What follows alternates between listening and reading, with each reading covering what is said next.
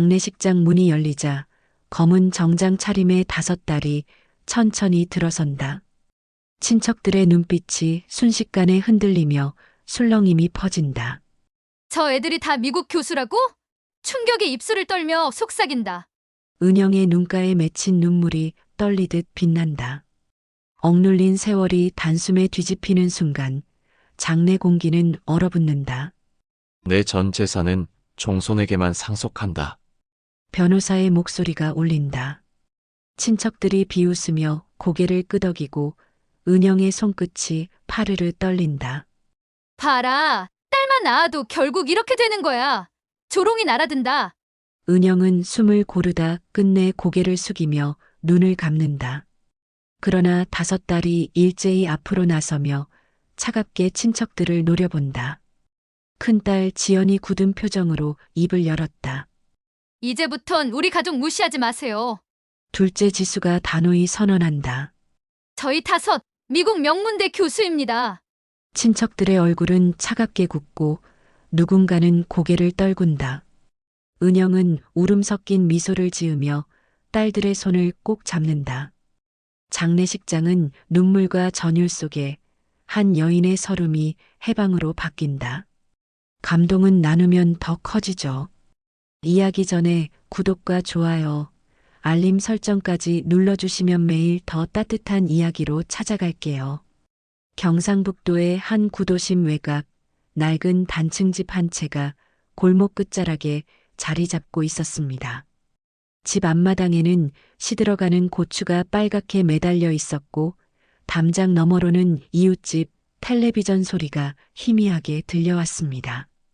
기와지붕 위로는 참새들이 지저귀며 날아다녔고 마당 한쪽에는 오래된 장독대가 햇볕을 받고 있었습니다.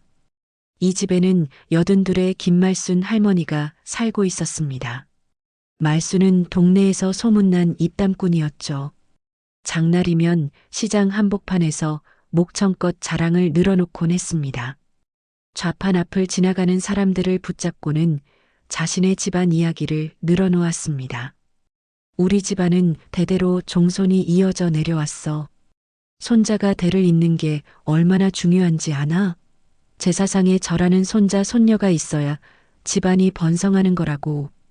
말수는 늘 이런 말을 입에 달고 살았습니다. 동네 사람들은 고개를 끄덕이며 맞장구를 쳐줬지만 속으로는 다들 알고 있었습니다. 말순의 며느리가 딸만 5을 낳았다는 것을요. 그 사실을 모르는 사람이 없었습니다.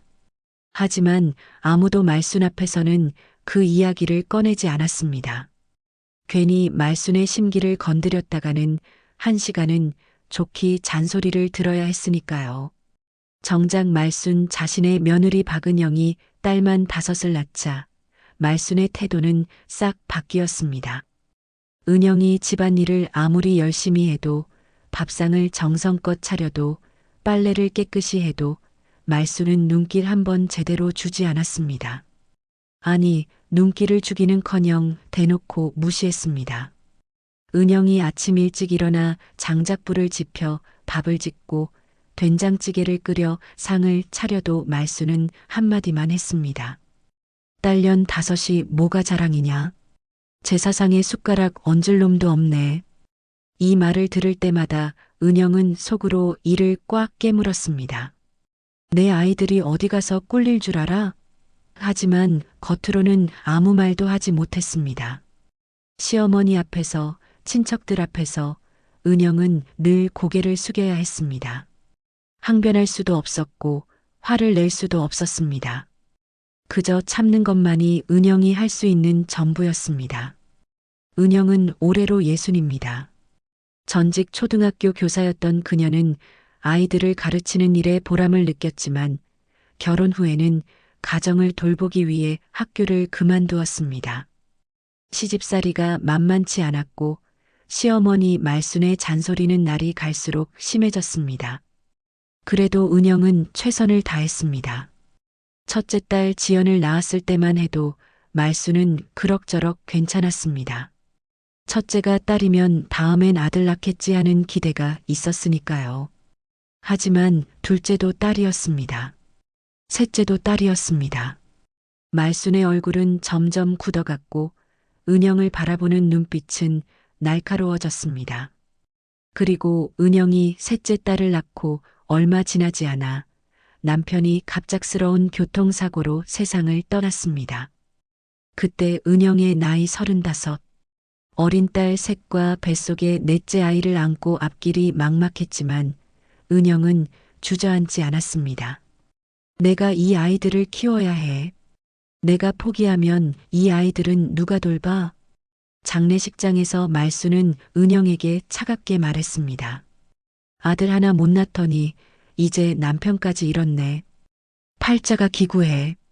그 말을 들은 은영은 눈물도 나오지 않았습니다. 그저 텅 빈 가슴만 남았을 뿐이었습니다. 하지만 은영은 일어섰습니다. 넷째를 낳고 막내까지 낳아 키웠습니다.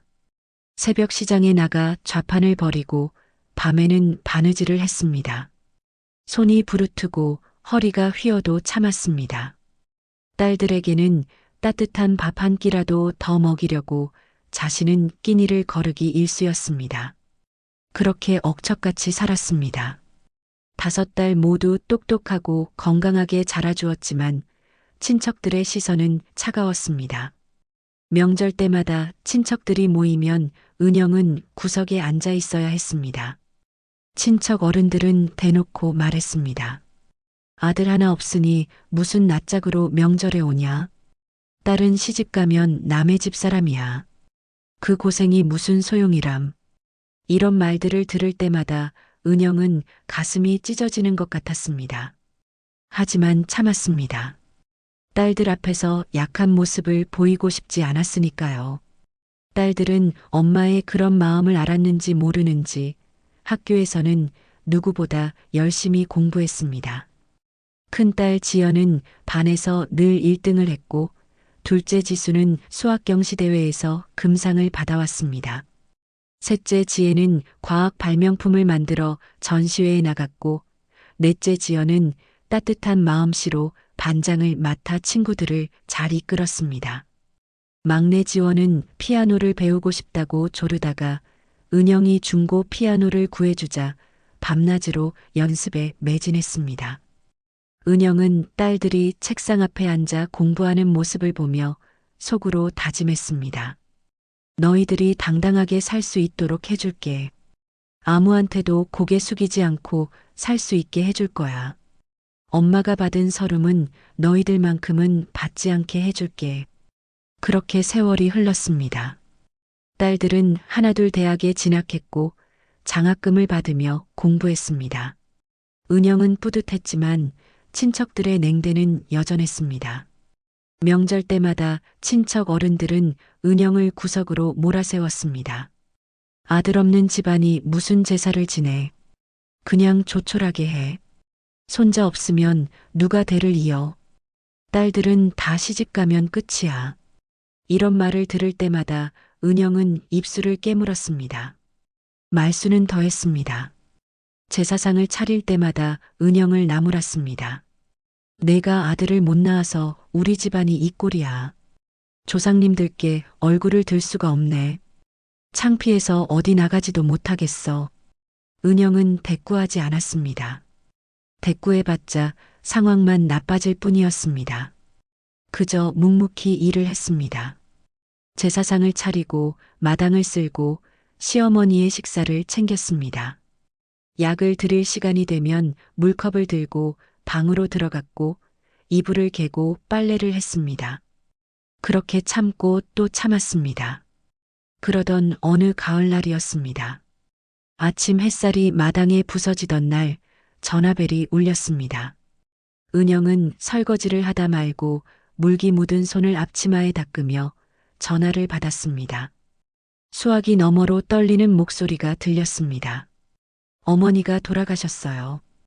은영은 그 자리에 멍하니 서 있었습니다. 손에 들고 있던 그릇이 바닥에 떨어져 와르르 깨졌지만 은영은 그것조차 느끼지 못했습니다. 시어머니 말순이 돌아가셨다는 소식을 들은 순간 은영의 머릿속은 하얗게 변했습니다.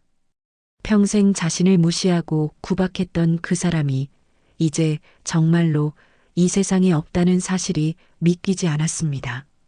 슬픔인지 안도인지 알 수 없는 복잡한 감정이 가슴을 짓눌렀습니다.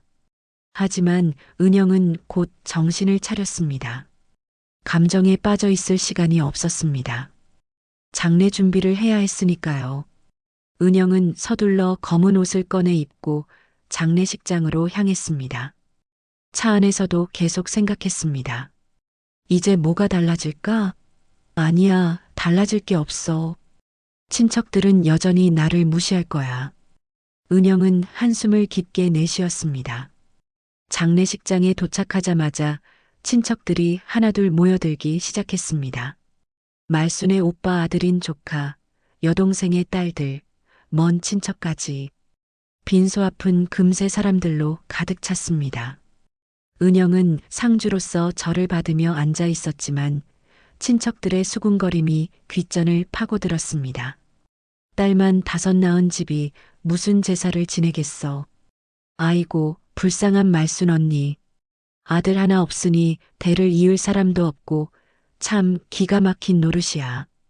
은영은 고개를 숙인 채 참았습니다. 이미 익숙한 말들이었습니다.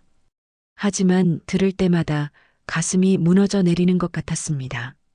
친척 중 한 명인 고모가 큰 소리로 말했습니다. 손자 하나 없는 집안이 무슨 제사냐? 그냥 간소히 하고 치워라. 번거롭게 뭘 그렇게 크게 해. 옆에 앉아있던 사촌 형도 거들었습니다. 그래, 5 딸은 시집가면 남의 집 식구지. 누가 상주 서겠어? 나중에 제사는 누가 지내고. 은영은 속으로 치를 떨었지만 꾹 참았습니다.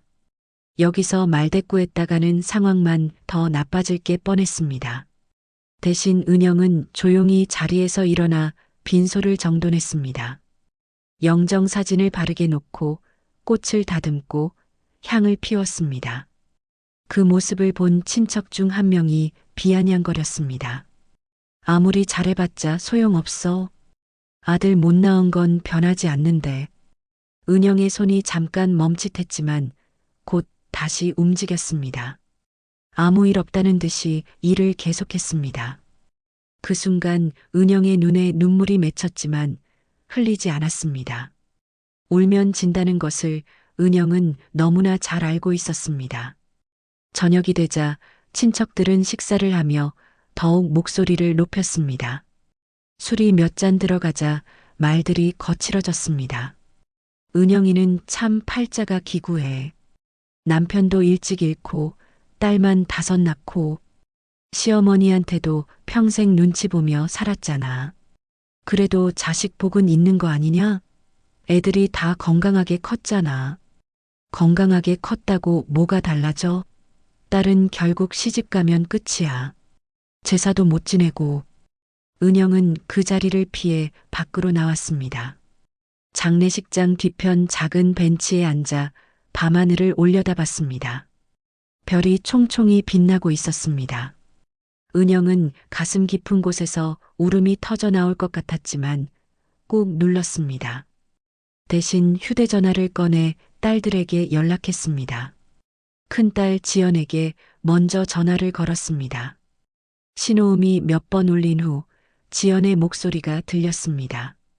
엄마, 저예요. 지연아, 할머니가 돌아가셨어. 전화 너머로 잠깐 침묵이 흘렀습니다. 지연은 조심스럽게 물었습니다.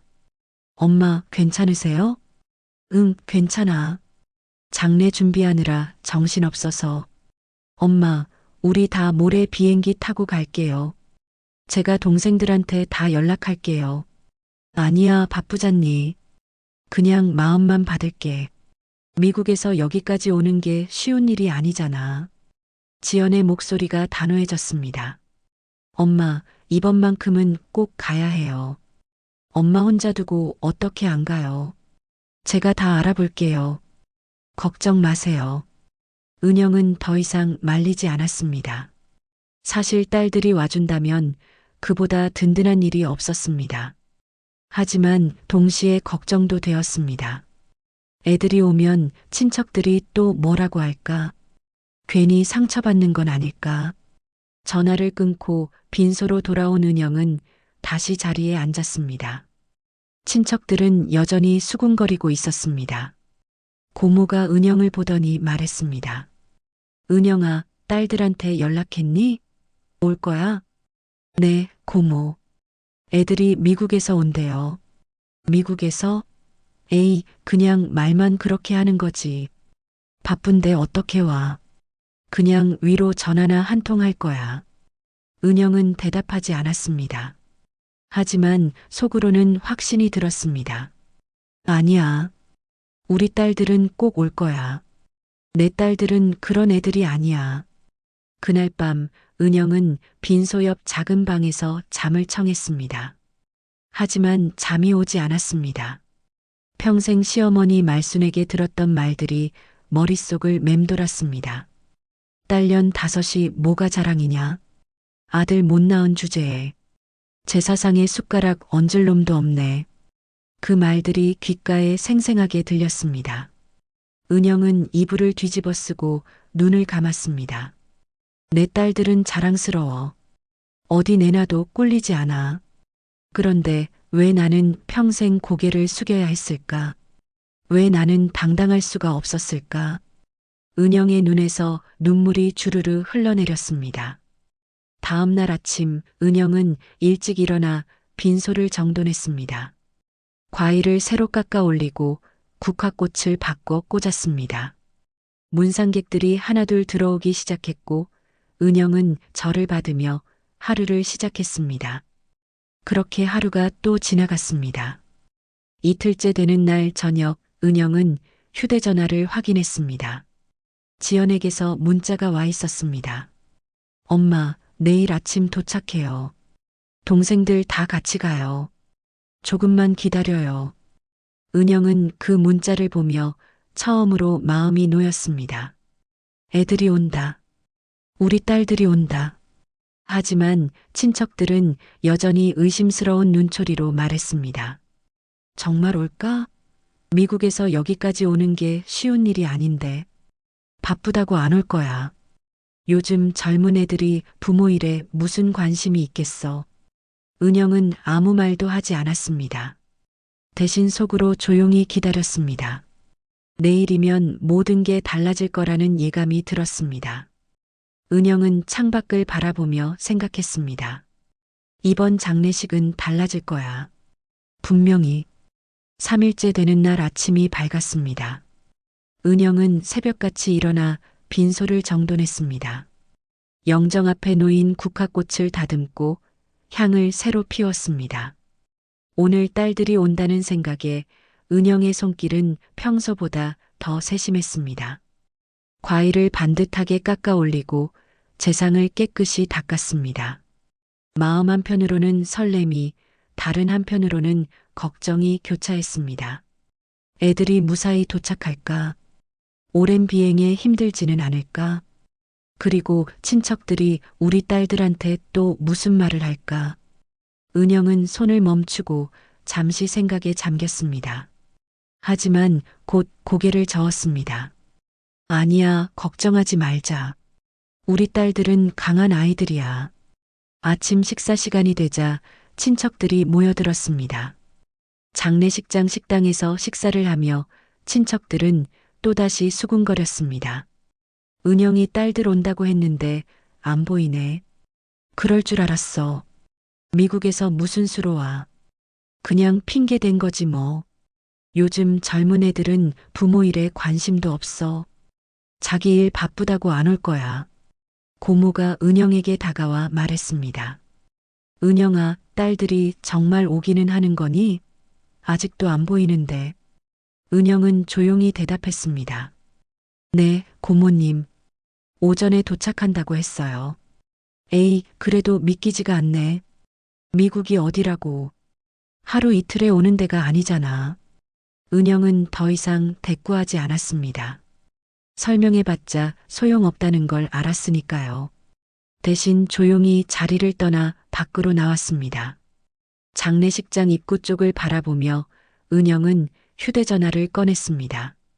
지연에게서 문자가 와 있었습니다.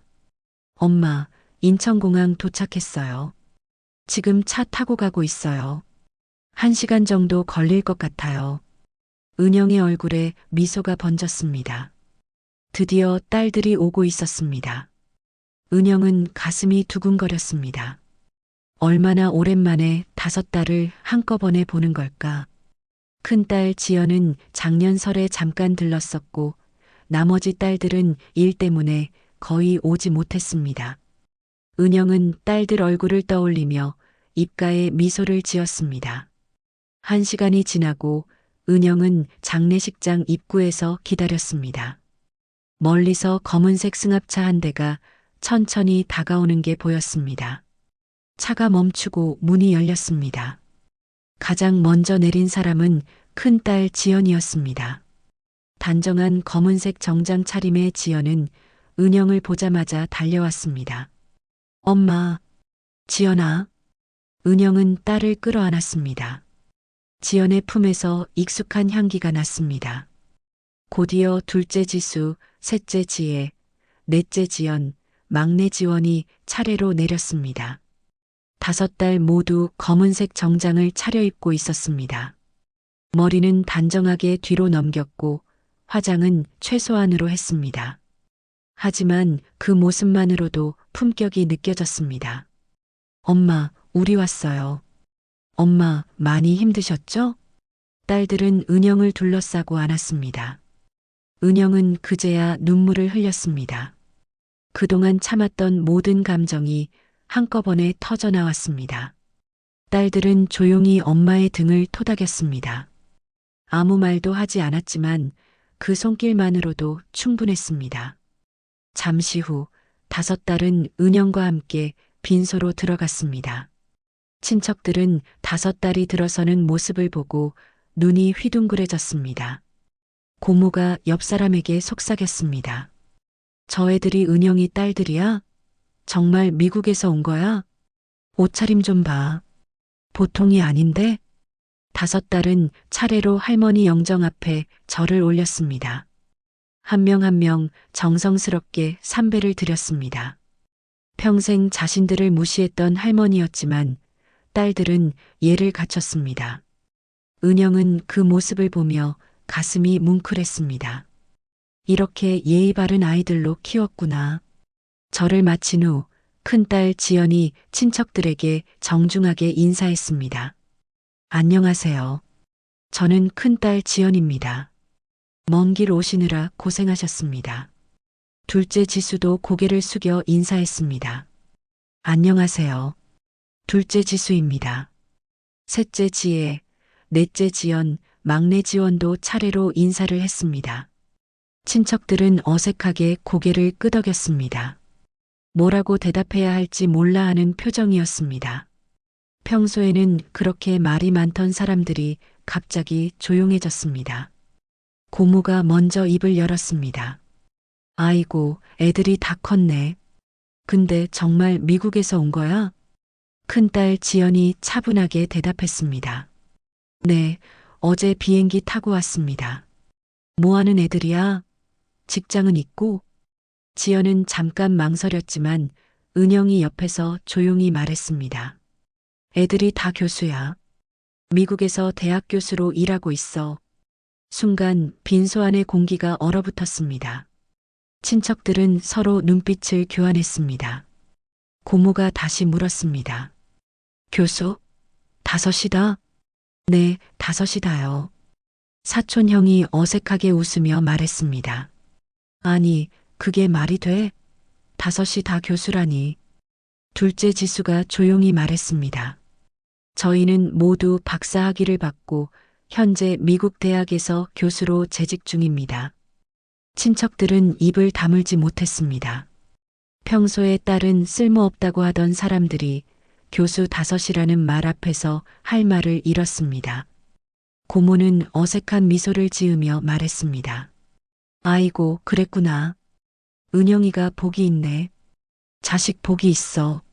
하지만 그 말투에는 여전히 의심이 섞여 있었습니다. 진심으로 축하하는 게 아니라 믿기지 않는다는 뉘앙스였습니다. 사촌 형도 거들었습니다. 교수라고는 하지만 뭐 그래봤자 딸이잖아. 시집가면 남의 집 사람이고. 그 말을 들은 순간 지연의 눈빛이 차갑게 변했습니다. 하지만 지연은 참았습니다.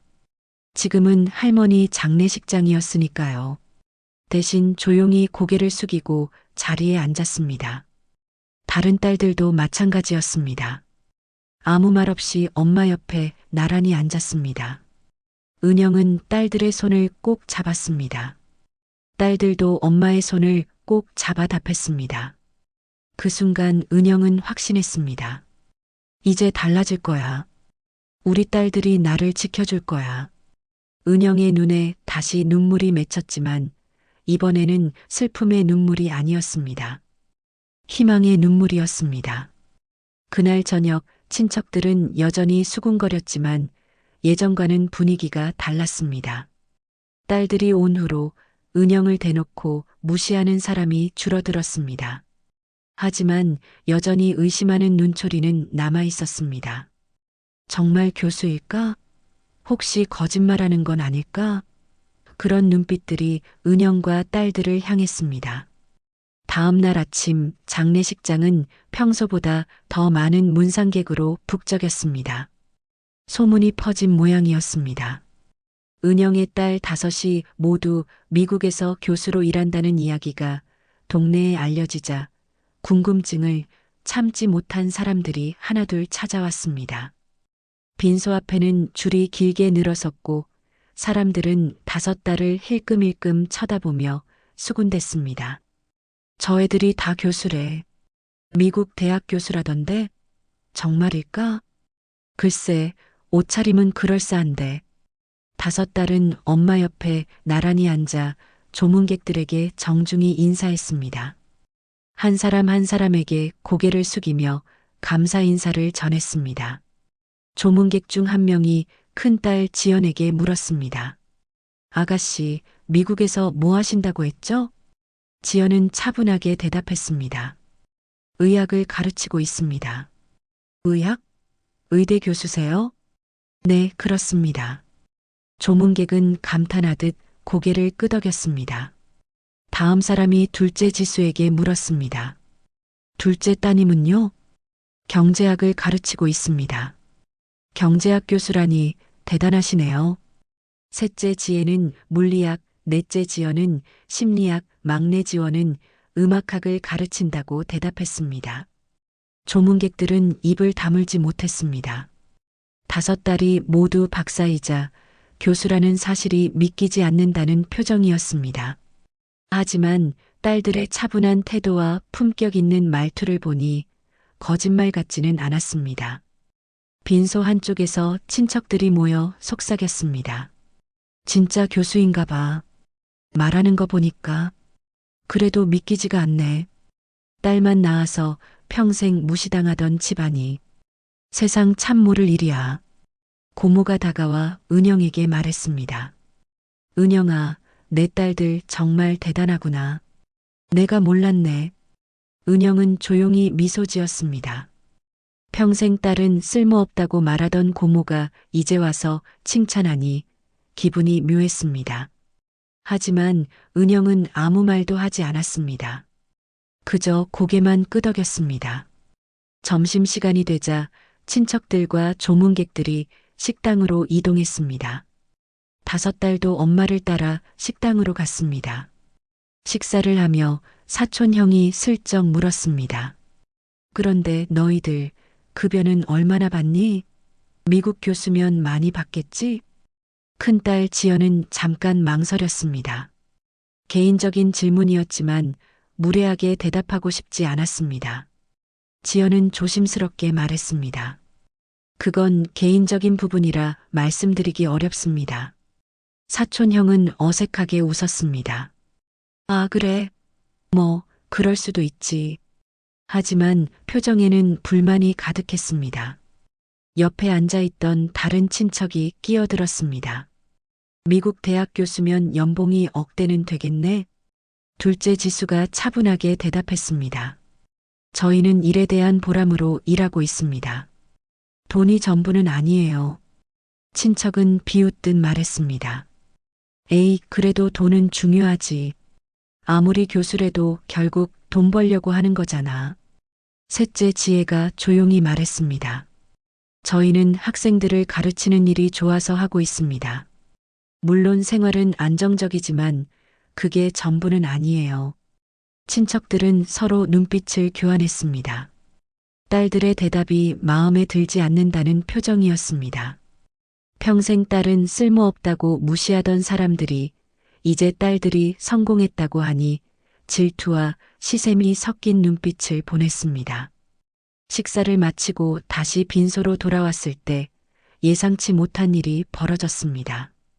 고모가 작은 가방에서 서류 봉투 하나를 꺼내 들었습니다. 빈소 앞에 선 고모는 친척들을 모으며 말했습니다.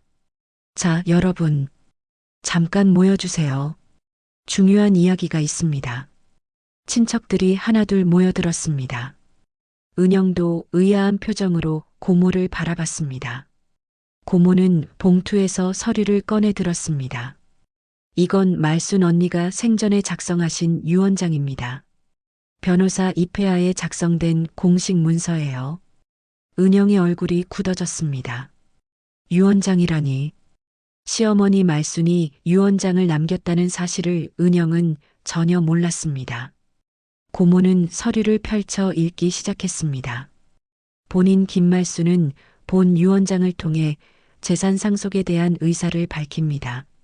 본인의 전 재산, 즉 이 집과 토지, 그리고 예금 전부는 종손에게만 상속합니다. 순간 빈소 안이 조용해졌습니다. 은영은 얼굴이 하얗게 질렸습니다. 종손. 그 말은 곧 아들, 손자를 의미했습니다. 은영에게는 아들이 없었고 당연히 손자도 없었습니다. 고모가 계속해서 읽었습니다. 만약 종손이 없을 시 재산은 친척 중 가장 가까운 남자 친척에게 상속합니다. 딸들에게는 상속하지 않습니다. 고모는 서류를 접으며 말했습니다. 여러분도 아시다시피 은영이네 집안에는 아들이 없습니다. 따라서 이 재산은 가장 가까운 남자 친척, 즉 조카인 우리 아들에게 상속됩니다. 친척들 사이에서 웅성거림이 일었습니다. 사촌 형이 기쁜 듯 고개를 끄덕였습니다. 은영은 그 자리에 주저앉을 것 같았습니다. 평생 시어머니를 모셨는데 재산은 한 푼도 받지 못한다니. 아니, 재산보다 더 큰 문제는 이 모욕이었습니다. 죽어서까지 딸들을 무시하는 시어머니의 마지막 한 방이었습니다. 고모가 은영을 보며 말했습니다. 은영아, 미안하지만 어쩔 수 없어. 이게 언니 뜻이야. 봐라, 어머니도 딸들은 믿지 못하셨어. 그 말을 듣는 순간 은영의 가슴이 무너져 내렸습니다. 내 아이들이 아무리 잘나도 종손 없다는 이유로 또 무시당하는구나. 평생 이렇게 살았는데 죽어서도 이 굴욕을 받아야 하나. 은영의 눈에 눈물이 고였습니다. 5딸도 충격을 받은 표정이었습니다. 하지만 큰딸 지연은 침착하게 엄마 손을 잡았습니다. 둘째 지수도 엄마 어깨에 손을 얹었습니다. 셋째 지혜, 넷째 지연, 막내 지원도 엄마를 둘러쌌습니다. 5딸은 조용히 엄마를 위로했습니다. 친척들은 만족스러운 표정으로 고개를 끄덕였습니다. 역시 아들이 없으면 이렇게 되는 거야. 딸만 낳으면 소용없어. 재산도 못 받고. 은영은 딸들 품에 안겨 눈물을 흘렸습니다. 평생 참았던 모든 서름이 한꺼번에 터져 나왔습니다. 하지만 딸들은 흔들리지 않았습니다. 오히려 엄마를 더 꽉 안아주었습니다. 그 순간 은영은 깨달았습니다. 재산이 중요한 게 아니야. 내 곁에 이 아이들이 있다는 게 진짜 재산이야. 유언장 낭독이 끝난 후 빈소는 무거운 침묵에 잠겼습니다. 은영은 딸들에게 둘러싸인 채 고개를 떨구고 있었습니다. 평생 견뎌온 서름이 이 순간 정점에 달했습니다. 재산 때문이 아니었습니다. 죽어서까지 자신과 딸들을 부정하는 시어머니의 마지막 일격이 너무나 고통스러웠습니다. 친척들은 만족스러운 표정으로 서로 눈짓을 주고받았습니다. 사촌 형이 고모에게 다가가 속삭였습니다. 어머니, 그럼 집 명의는 언제 바꾸나요? 장례 끝나고 바로 처리하자. 변호사랑 약속 잡아놔야겠어. 은영은 그 소리를 듣고 있었지만 아무 말도 할 수 없었습니다. 목구멍까지 말이 올라왔지만 입 밖으로 나오지 않았습니다. 그저 숨만 겨우 쉴 뿐이었습니다. 큰딸 지연이 엄마의 떨리는 손을 꽉 잡았습니다. 엄마, 괜찮아요. 우리가 있잖아요. 둘째 지수도 엄마 어깨를 감싸 안으며 말했습니다. 엄마, 재산 같은 건 중요하지 않아요. 엄마가 우리를 키워주신 게 제일 큰 재산이에요. 셋째 지혜가 엄마 손등을 쓰다듬으며 말했습니다. 엄마, 우리는 엄마가 자랑스러워요. 엄마가 어떻게 우리를 키웠는지 우리가 다 알아요. 넷째 지연이 엄마 등을 토닥이며 속삭였습니다. 엄마, 울지 마세요. 엄마는 우리한테 최고예요. 막내 지원이 엄마 얼굴을 닦아주며 말했습니다. 엄마, 우리가 엄마를 지킬게요. 아무도 엄마를 무시하지 못하게 할 거예요. 은영은 딸들의 말을 들으며 천천히 고개를 들었습니다. 딸들의 눈을 하나하나 바라보며 은영은 깨달았습니다. 그래, 내 인생의 자랑은 종손이 아니라 이 아이들이었어. 남들이 뭐라 해도 내 가슴 속에선 늘 빛나는 보물들이었어. 은영은 딸들을 꽉 안았습니다. 오랜만에 느끼는 따뜻한 체온이었습니다. 딸들도 엄마를 꽉 안았습니다. 그 순간만큼은 세상 그 무엇도 두렵지 않았습니다. 빈소 한쪽에서 지켜보던 조문객 몇몇이 눈시울을 붉혔습니다. 진심 어린 모녀의 모습에 감동한 것이었습니다. 하지만 친척들은 달랐습니다. 고모가 비웃듯 말했습니다. 아무리 교수래도 결국 딸이잖아. 집안 재산 하나 못 받는 신세. 사촌 형도 거들었습니다. 맞아. 딸은 결국 시집가면 남의 집 사람이야. 아무리 공부 많이 해도 소용없어. 다른 친척이 끼어들었습니다. 그러게. 아들 하나가 딸 10보다 낫다니까. 결국 이렇게 되는 거지. 그 말들을 듣던 큰딸 지연의 눈빛이 차갑게 변했습니다. 평소 온화한 성격의 지연이었지만 엄마가 모욕당하는 걸 더 이상 참을 수 없었습니다. 지연은 천천히 일어섰습니다. 둘째 지수도, 셋째 지혜도, 넷째 지연도, 막내 지원도 차례로 일어섰습니다. 다섯 자매는 나란히 서서 친척들을 바라봤습니다. 지연이 침착하면서도 단호한 목소리로 말했습니다. 고모, 그리고 친척 어른들께 말씀드립니다. 빈소 안의 모든 시선이 지연에게 쏠렸습니다. 지연은 고개를 꼿꼿이 세운 채 계속 말했습니다. 저희 다섯 자매는 모두 박사 학위를 받았고 현재 미국 명문대학에서 교수로 재직하고 있습니다. 제 전공은 의학이고 아이비리그 의대에서 학생들을 가르치고 있습니다. 친척들은 숨을 죽이고 지연의 말을 들었습니다. 지연은 차분하게 이어갔습니다. 둘째 지수는 경제학 박사이고 셋째 지혜는 물리학 박사입니다. 넷째 지연은 심리학 박사이고 막내 지원은 음악학 박사입니다. 저희는 모두 각자 분야에서 최선을 다해 일하고 있습니다. 고모가 어색하게 웃으며 끼어들었습니다. 그래, 그건 알아. 근데 그게 뭐? 지연은 고모를 똑바로 바라보며 말했습니다. 저희가 이렇게 될 수 있었던 건 엄마 덕분입니다. 엄마가 새벽부터 밤늦게까지 일하시며 저희를 키워주셨습니다. 아버지 없이 다섯 딸을 혼자 키우며 대학까지 보내주셨습니다. 지연의 목소리에 떨림이 묻어났습니다. 하지만 흔들리지 않았습니다. 엄마는 평생 고개 숙이며 사셨습니다. 아들 못 낳았다는 이유로, 손자 없다는 이유로 무시당하며 사셨습니다. 하지만 엄마는 한 번도 포기하지 않으셨어요. 저희를 믿고 키워주셨습니다. 둘째 지수가 한 걸음 앞으로 나서며 말했습니다. 고모, 아까 재산 이야기하셨죠? 솔직히 말씀드리면 저희에게 그 재산은 중요하지 않습니다. 저희는 각자 경제적으로 안정되어 있고 엄마를 충분히 모실 수 있습니다. 셋째 지혜도 차분히 말했습니다. 할머니가 남기신 유언장을 존중합니다. 하지만 그 유언장이 엄마를 평가하는 기준이 될 수는 없습니다. 엄마의 가치는 재산으로 측정되지 않으니까요. 넷째 지연이 부드럽지만 단호한 목소리로 말했습니다. 저희는 딸로 태어났다는 이유로 평생 무시받았습니다. 하지만 저희는 포기하지 않았어요. 엄마가 보여주신 모습을 따라 최선을 다했습니다. 막내 지원이 마지막으로 말했습니다. 이제는 저희가 엄마를 지킬 차례입니다. 더 이상 엄마가 고개 숙이는 일은 없을 겁니다. 다섯 자매의 말이 끝나자 빈소아는 깊은 침묵에 잠겼습니다. 친척들은 아무 말도 하지 못했습니다.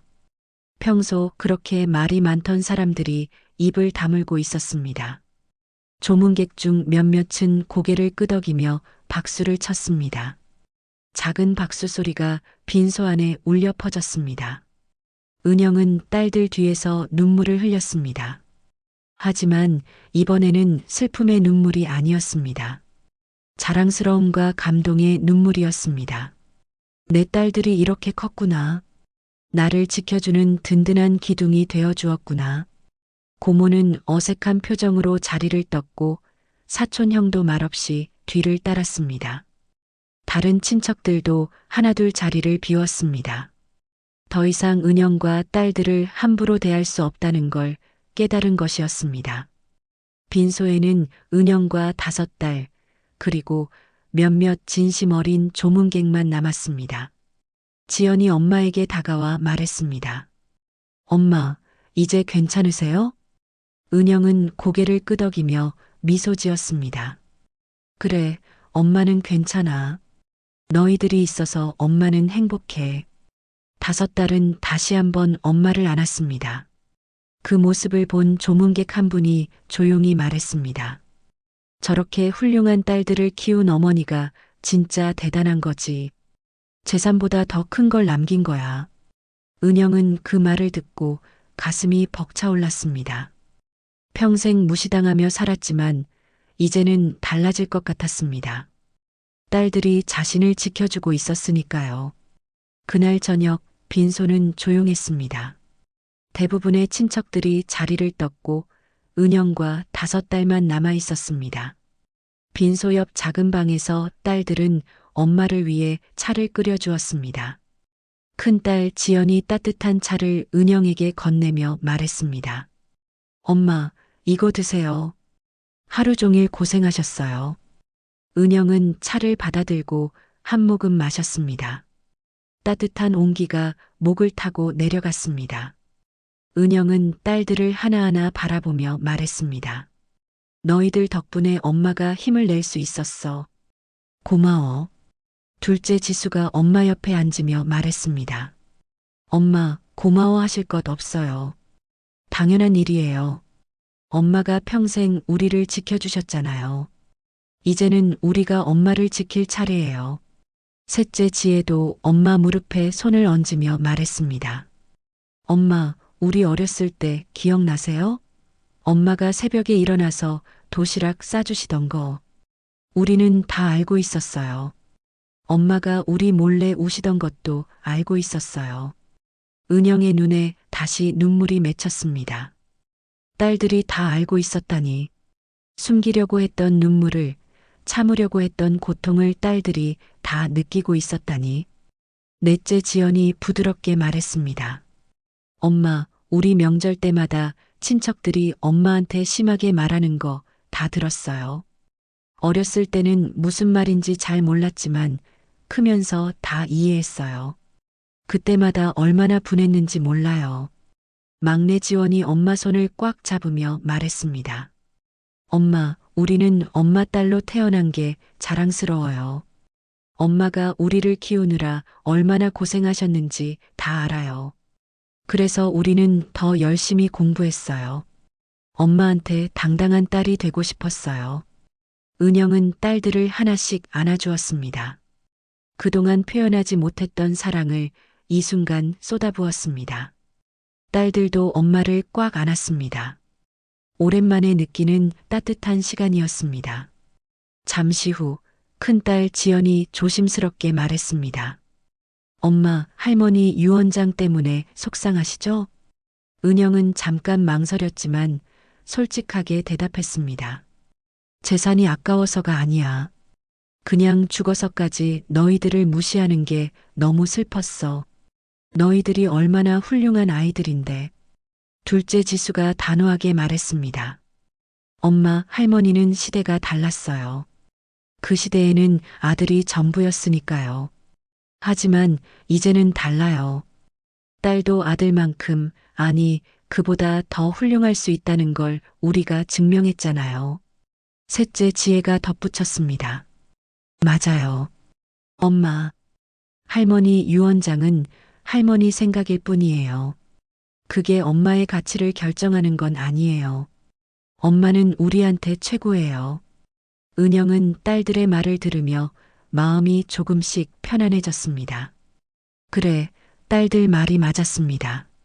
시어머니의 유언장이 자신의 인생을 평가하는 건 아니었습니다.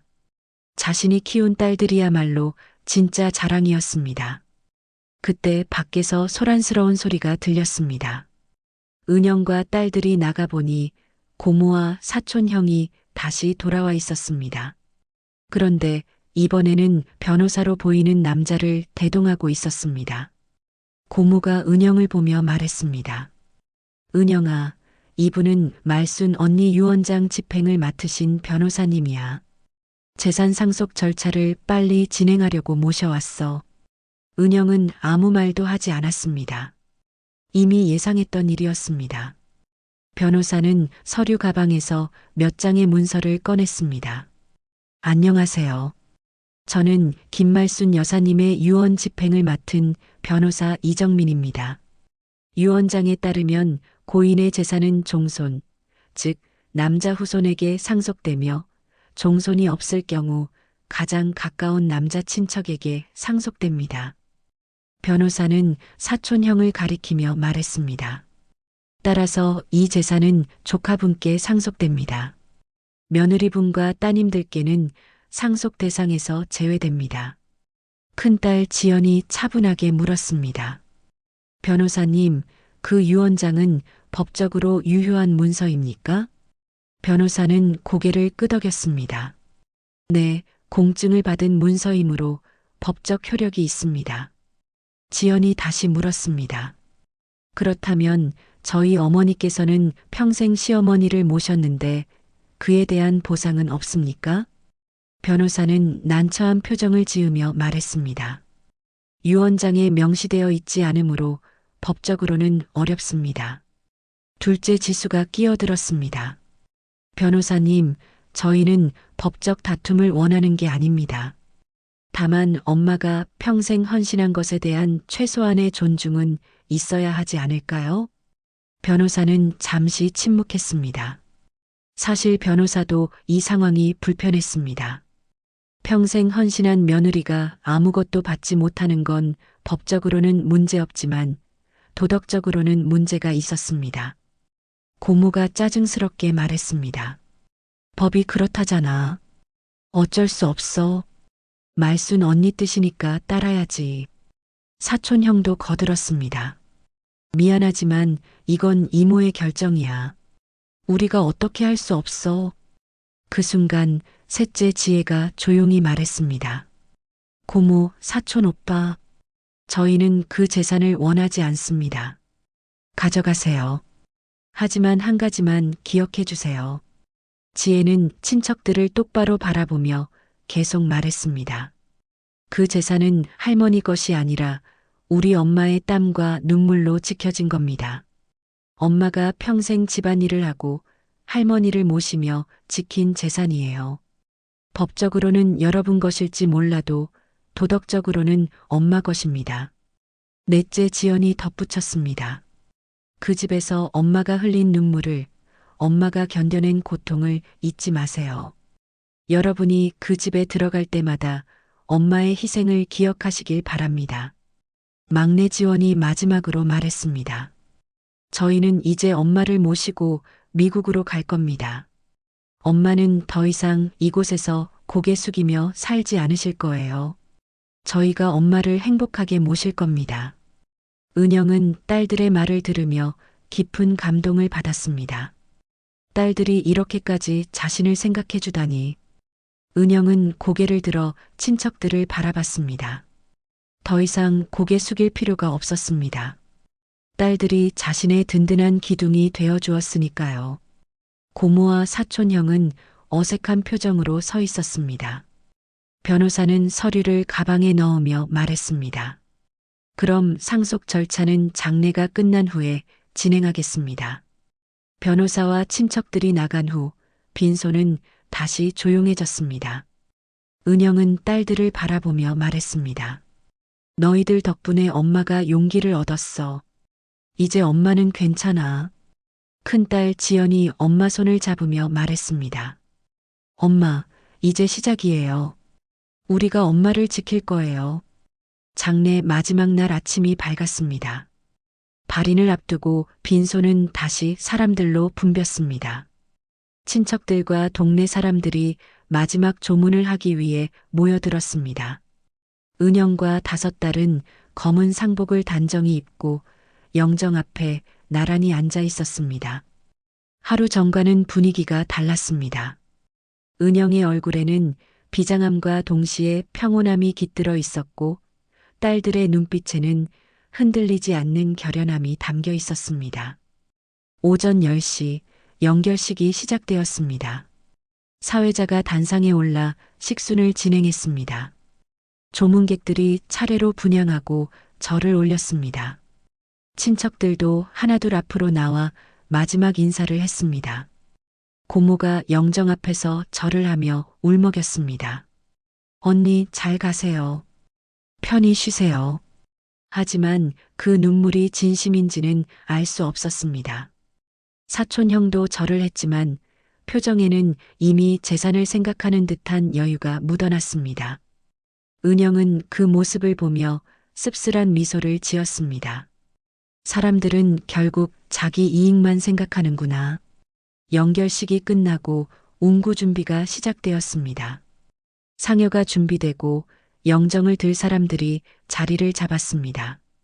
관례대로라면 남자 후손들이 상여를 메고 가야 했지만 은영에게는 아들이 없었습니다.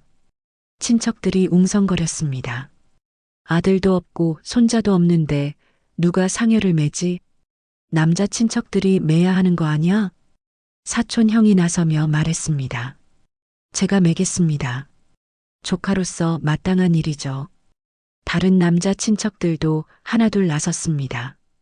은영은 그들을 바라보며 아무 말도 하지 않았습니다. 하지만 마음속으로는 생각했습니다. 재산은 가져가면서 의무는 다하는 척하는구나. 그때 큰딸 지연이 앞으로 나섰습니다. 잠깐만요. 모든 사람의 시선이 지연에게 쏠렸습니다. 지연은 차분하지만 단호한 목소리로 말했습니다. 저희 자매가 할머니 영정을 들겠습니다. 순간 빈소 안이 술렁였습니다. 여자가 영정을 드는 건 관례에 어긋나는 일이었습니다. 고모가 펄쩍 뛰며 말했습니다. 아니, 그게 무슨 소리야. 여자가 어떻게 영정을 들어. 예법에 어긋나잖아. 둘째 지수가 차분하게 대답했습니다. 고모, 시대가 변했습니다. 딸도 아들만큼 할머니를 보낼 자격이 있습니다. 사촌 형이 끼어들었습니다. 아니, 그래도 전통이 있잖아. 남자가 매는 게 맞아. 셋째 지혜가 단호하게 말했습니다. 전통이요? 할머니는 평생 딸들을 무시하셨습니다. 유언장에도 딸들을 배제하셨죠. 하지만 저희는 그래도 할머니의 손녀입니다. 마지막 가는 길은 저희가 모시겠습니다. 넷째 지연이 덧붙였습니다. 이건 저희 권리입니다. 아무도 막을 수 없어요. 막내 지원이 마지막으로 말했습니다. 저희는 할머니를 용서합니다. 그리고 당당하게 보내드리고 싶습니다. 친척들은 어안이 벙벙한 표정으로 서로를 바라봤습니다. 이런 상황은 처음이었습니다. 여자들이 영정을 들겠다고 나서다니. 하지만 딸들의 결연한 표정 앞에서 아무도 선뜻 반대하지 못했습니다. 은영이 조용히 일어나 딸들 옆에 섰습니다. 저도 함께 하겠습니다. 고모가 다급하게 말했습니다. 은영아, 내가 무슨 짓을 하는 거야? 며느리가 시어머니 영정을 드는 법이 어디 있어? 은영은 고모를 똑바로 바라보며 말했습니다. 고모님, 저는 평생 시어머니를 모셨습니다. 마지막 가는 길도 제가 모시는 게 맞습니다. 딸들과 함께요. 은영의 목소리에는 흔들림이 없었습니다. 평생 처음으로 은영은 당당했습니다. 더 이상 고개 숙이지 않았습니다. 딸들이 함께하니 두렵지 않았습니다. 사회자가 난처한 표정으로 말했습니다. 이런 경우는 처음이라 어떻게 해야 할지. 큰딸 지연이 단호하게 말했습니다. 진행하세요. 저희 6명이 영정을 들겠습니다. 사회자는 잠시 망설이다가 고개를 끄덕였습니다.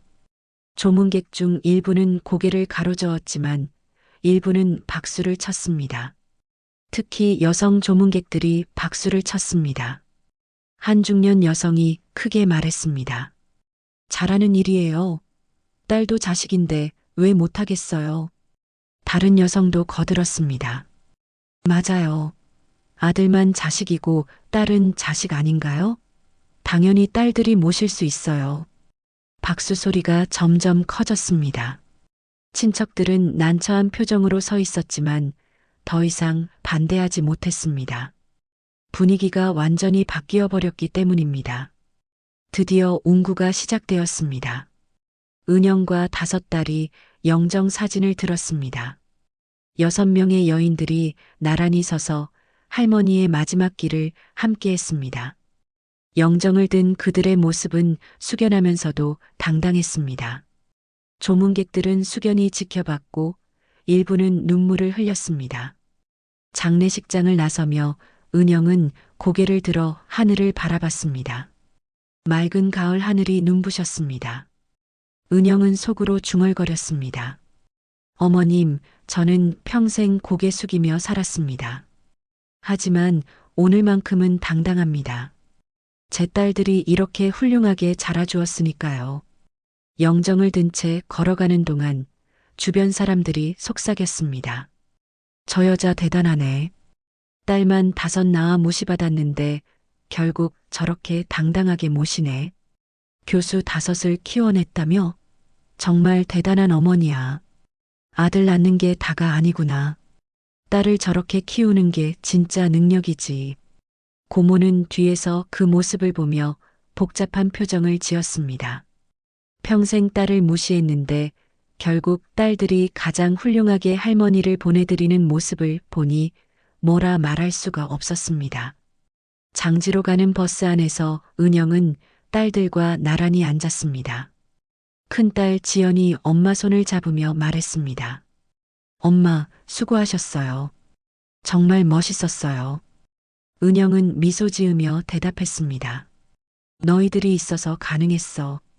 엄마 혼자였으면 못했을 거야. 둘째 지수가 말했습니다. 엄마, 이제 시작이에요. 앞으로는 더 당당하게 사세요. 은영은 고개를 끄덕였습니다. 그래, 이제 시작이었습니다. 새로운 삶이 펼쳐질 것입니다. 더 이상 무시당하지 않을 삶. 딸들과 함께하는 행복한 삶. 장지에 도착해 하관을 마치고 마지막 흙을 덮었습니다. 은영은 무덤 앞에서 깊은 절을 올렸습니다. 딸들도 차례로 절을 올렸습니다. 그렇게 할머니 김말순의 장례는 끝났습니다. 하지만 은영과 딸들에게는 새로운 시작이었습니다. 장례를 마치고 집으로 돌아온 날 저녁, 은영은 오랜만에 깊은 잠에 빠졌습니다. 평생 짊어졌던 무게가 조금은 가벼워진 것 같았습니다. 다음 날 아침, 은영은 딸들과 함께 식탁에 둘러앉아 아침을 먹었습니다. 오랜만에 느껴보는 편안한 아침이었습니다. 큰딸 지연이 조심스럽게 입을 열었습니다. 엄마, 저희가 상의한 게 있어요. 은영은 고개를 들어 딸들을 바라봤습니다. 5딸 모두 진지한 표정이었습니다. 둘째 지수가 이어서 말했습니다. 엄마, 저희랑 미국으로 가시는 게 어때요? 은영은 잠시 놀란 표정을 지었습니다. 미국? 엄마가 미국에 가서 뭘 하니? 셋째 지혜가 부드럽게 말했습니다. 엄마, 여기서 더 이상 고생하실 필요 없어요. 저희가 엄마를 모실게요. 편하게 사세요. 넷째 지연도 거들었습니다. 엄마, 저희 집 근처에 한인타운도 있고요. 엄마 또래분들도 많으세요. 외롭지 않으실 거예요. 막내 지원이 엄마 손을 잡으며 말했습니다. 엄마, 평생 고생만 하셨잖아요. 이제는 저희가 엄마한테 보답할 차례예요. 은영은 딸들의 얼굴을 하나하나 바라보며 눈시울이 붉어졌습니다. 평생 자식들을 위해 희생했는데 이제 자식들이 자신을 위해 이렇게까지 생각해주다니. 은영은 떨리는 목소리로 말했습니다. 그런데 엄마가 미국말도 못하는데 괜찮겠니? 큰딸 지연이 미소 지으며 말했습니다. 엄마, 걱정 마세요. 저희가 다 도와드릴게요. 천천히 배우시면 돼요. 은영은 잠시 생각에 잠겼습니다. 사실 이곳에는 더 이상 미련이 없었습니다.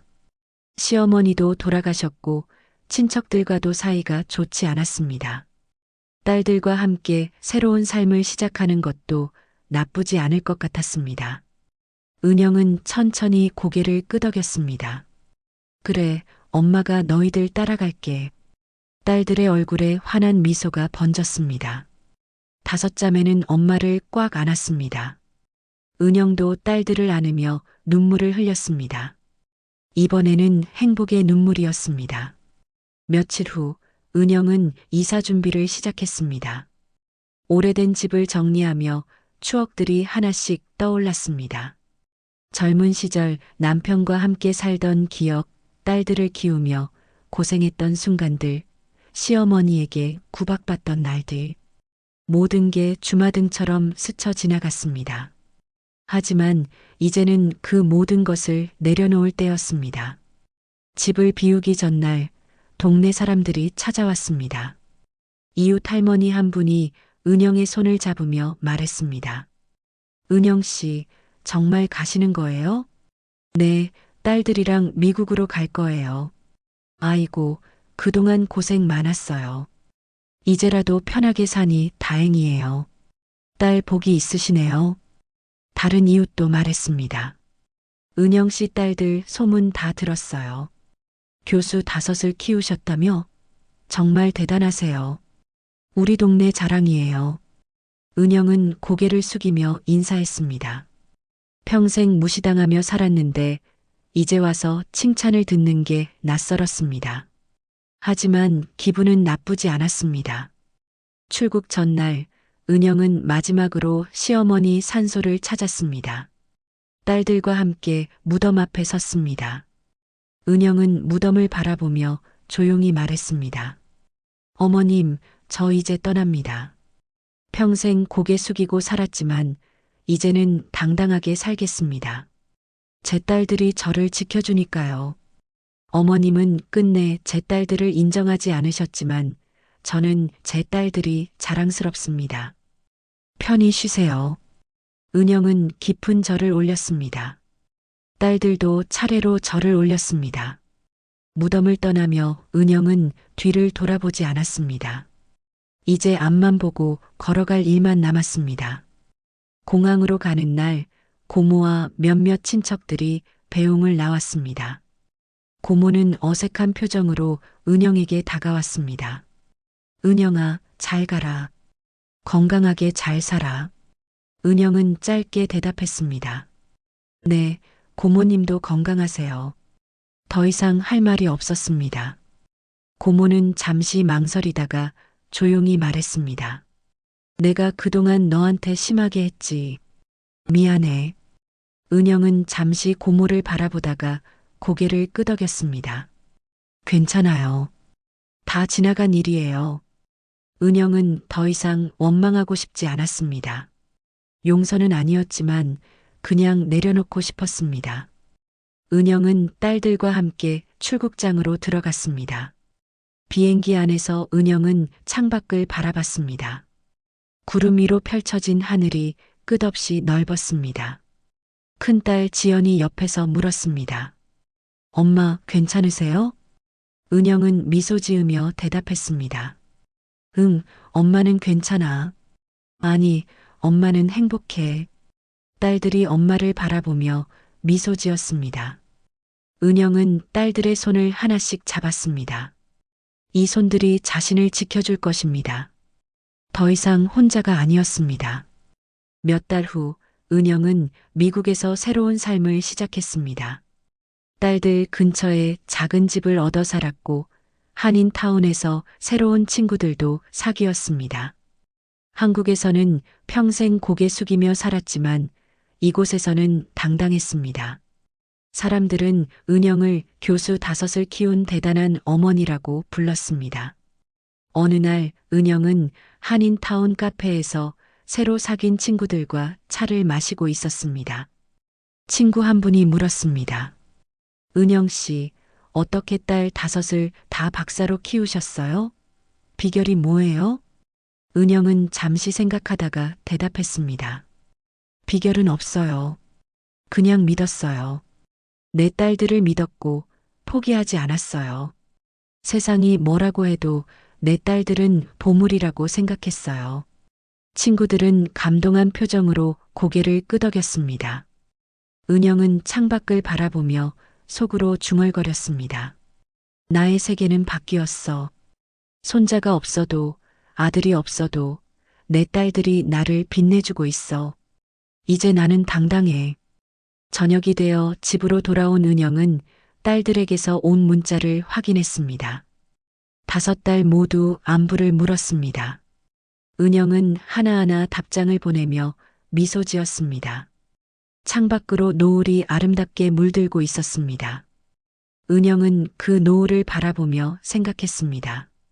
평생 억울하게 살았지만 결국 나는 이겼어. 내 딸들이 증명해줬어. 딸도 아들 못지않게, 아니 그보다 더 훌륭할 수 있다는 것을. 나는 행복해. 정말로. 은영의 얼굴에 평화로운 미소가 번졌습니다. 장례식장은 애도의 자리였지만 동시에 한 여인의 억울한 삶이 뒤집히는 해방의 순간이기도 했습니다. 이제 은영은 더 이상 고개 숙이지 않았습니다. 당당하게, 행복하게 살아갈 것입니다. 딸들과 함께. 당신의 하루에 작은 감동이 되었다면 구독과 좋아요로 함께 걸어주세요. 다음 이야기도 따뜻하게 준비해 두겠습니다.